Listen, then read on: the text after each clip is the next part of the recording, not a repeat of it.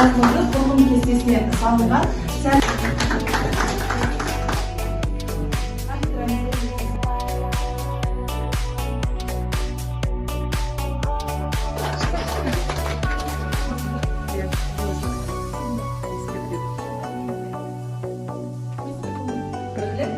екінші орын иегерлеріне 1000 теңгелік бірлік, үшінші орын иегерлеріне